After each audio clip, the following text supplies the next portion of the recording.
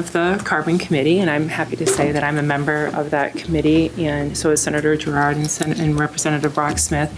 And it was passed on to Ways and Means, and then it was assigned to the Subcommittee of Natural Resources, and that is what this subcommittee is. So the Natural Resources Subcommittee is the committee that hears the different agency bills. There are approximately 14 agency bills, forestry, agriculture, the such. And so that's why, because this is a natural resource issue, it was sent to this subcommittee.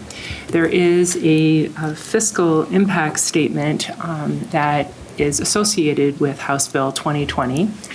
And there are two amendments that are on OLS, Amendment 101 and Amendment 103, I believe. And those are the two amendments that we are going to be entertaining at this point. And what I wanted to bring to everyone's attention is that it's what has been posted on OLS is that we are having a public hearing and a work session on House Bill 2020. However, the public hearing, because what our general practice is in the subcommittees of Ways and Means is to have the hearing about the fiscal impact statement, not necessarily about the policy aspects of House Bill 2020. So I hope that makes sense. This bill has been considered in great depth in the Policy Committee and in the Carbon Committee. The role of this committee is to talk about the financial implications of the bill.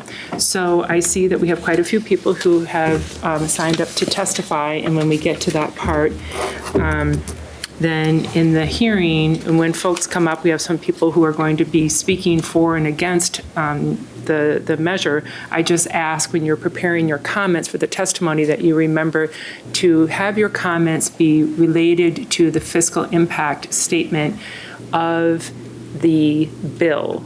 It's great if you support the policy or if you are against the policy. That's up to you, but again, we're here to hear your feedback. We welcome your feedback on the fiscal implications of the bill. So I just wanted to lay that out. However, colleagues, you can see from the agenda, as I mentioned earlier today when we met at 1 o'clock, we have two measures on our agenda for tonight. We have Senate Bill 1051 that's scheduled for a work session, and then we have as I was speaking of just a moment ago, a public hearing and work session on House Bill 2020. So what I'd like to do right now is to go ahead and open up the work session on Senate Bill 1051, and I'm going to ask Mr. Siebert to provide